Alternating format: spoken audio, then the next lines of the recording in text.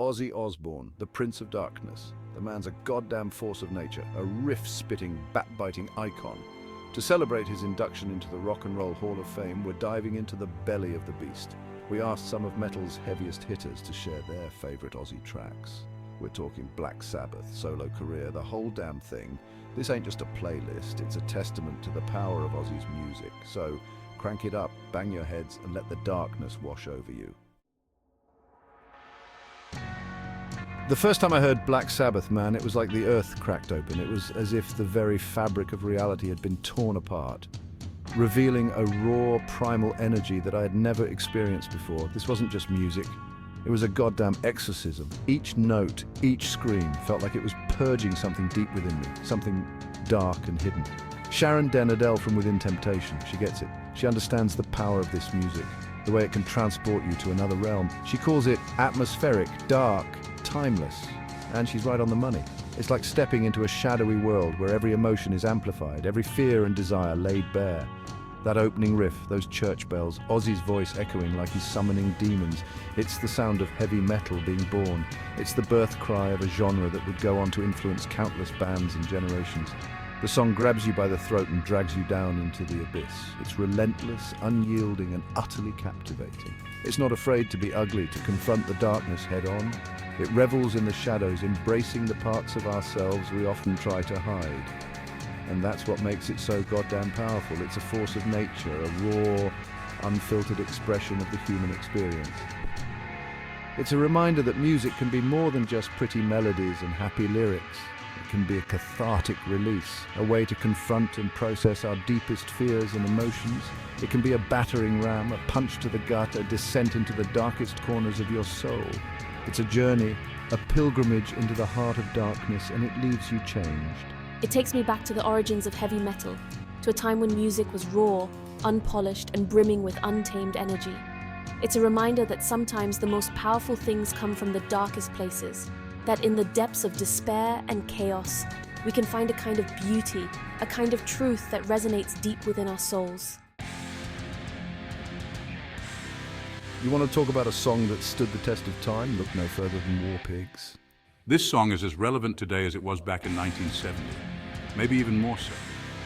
The world's gone mad, just like Ozzy's screaming about, politicians spewing lies, people killing in the name of, what, greed, power? It's enough to make you want to scream. But War Pigs isn't just about rage, it's about defiance. It's about standing up to the bastards who try to control us. Ozzy's voice, man, it's a weapon. He's giving a voice to the voiceless, the ones who are tired of being told what to do. No wonder they call it one of metal's most enduring anthems. It's a call to arms, a reminder that we don't have to take this shit lying down. Iron Man, the song's a goddamn monolith. Even if you don't know a damn thing about metal, you know this riff. It's been everywhere, from movies to TV shows to commercials. I got to experience the magic firsthand when I recorded a cover of Iron Man with the man himself, Ozzy Osbourne. Talk about an honor. It's a song that just gets under your skin. The heavy, plodding riff. Ozzy's voice soaring over the top. It's like a sonic battering ram. Andy says it transcends genres, and he's right. It's a song that speaks to something primal, something deep inside all of us.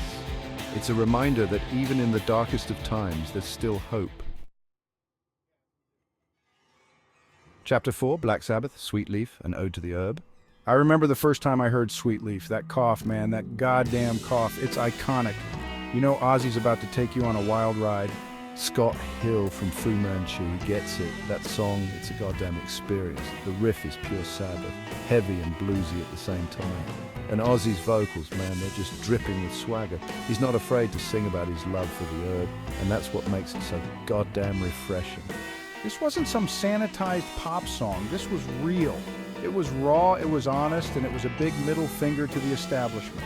Sweet Leaf is a reminder that music can be fun, it can be liberating, it can be a celebration of life. So next time you're lighting up, crank up Sweet Leaf and raise a glass to the Prince of Darkness. Chapter 5, Black Sabbath, Solitude, A Glimpse Behind the Mask. This chapter delves into the softer, more introspective side of the legendary band and its iconic frontman. We all know Ozzy as the Prince of Darkness, the Madman, the Bat-biter. His wild antics and larger-than-life persona have defined him for decades. But there's another side to him, a vulnerability that shines through in a song like Solitude. Myrka, she gets it. She sees beyond the theatrics to the heart of the man behind the mask. She calls it unique, a showcase of Ozzy's vocal range. It's a testament to his versatility as an artist, capable of both raw power and delicate emotion.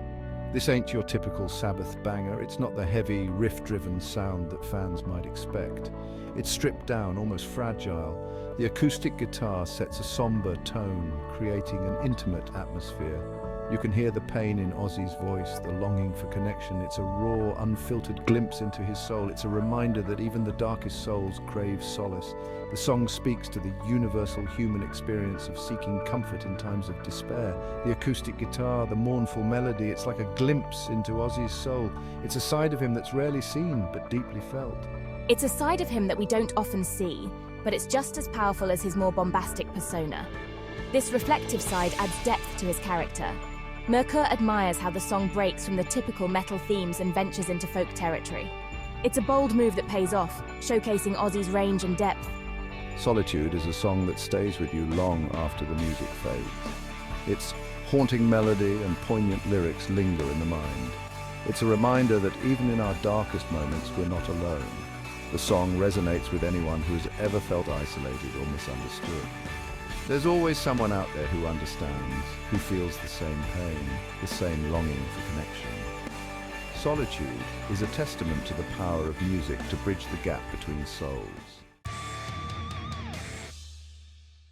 Chapter 6, Ozzy Solo Crazy Train, the anthem of a madman, 1980. Black Sabbath is done, finished, kaput. Everyone thinks Ozzy's finished too, washed up, burnt out, ready for the scrap heap. Then he drops Crazy Train. Talk about a resurrection. Jason Alan Butler from Fever 333, he gets it. That song, it's an anthem. It's got that groove, that swagger, that unmistakable Ozzy howl. It's a middle finger to anyone who ever doubted him. That riff, man, it's instantly recognizable. It's the sound of a runaway train, unstoppable and full of raw power. And Ozzy's voice, it's like he's channeling some primal force.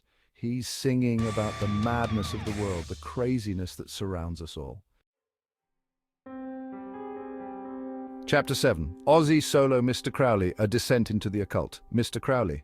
The very name conjures images of dark rituals and forbidden knowledge. The title alone sends chills down your spine. It's a song that captivates and terrifies in equal measure. Will Gould from Creeper, he gets it. He understands the power of music to evoke deep, sometimes unsettling emotions.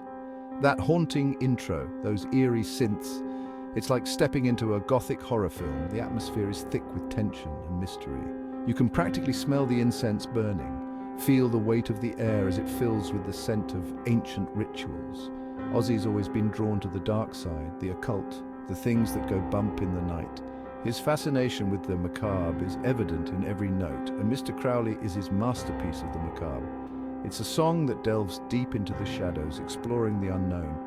He's singing about Aleister Crowley, the infamous occultist, exploring themes of magic, mystery, and the nature of good and evil. Crowley's life was a tapestry of the arcane and the forbidden. But it's not just the subject matter that makes this song so unsettling. It's Ozzy's delivery. His voice carries the weight of centuries of dark lore. He's not just singing, he's inhabiting the character of Crowley, his voice dripping with a mix of fascination and fear. It's as if he's channeling the very spirit of the occultist. Will says it influenced his own music, and it's easy to see why.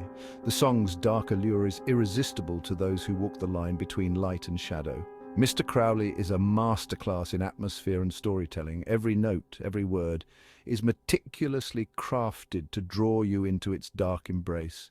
It's a reminder that music can be more than just entertainment. It can be a window into the darkest corners of the human psyche. It can make you confront your deepest fears and curiosities. Crank it up, dim the lights, and prepare to be transported to a world of shadows and secrets. Let the music guide you through the labyrinth of your own mind. Just don't blame me if you start seeing things in the dark. After all, the line between reality and the supernatural is often thinner than we think. Chapter 8, Ozzy Solo Diary of a Madman, a Descent into Madness. Diary of a Madman. The song's a goddamn roller coaster. Rob Trujillo from Metallica, he's lived it on stage with Ozzy. He calls it one of the most complete songs in hard rock, and he ain't wrong. It's got everything. Thunderous drums, soaring vocals, a riff that'll rip your head off.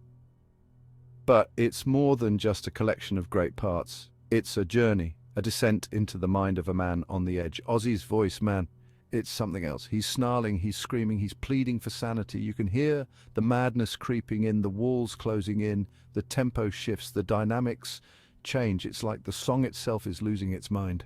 Diary of a Madman is a reminder that sometimes the line between genius and insanity is razor thin.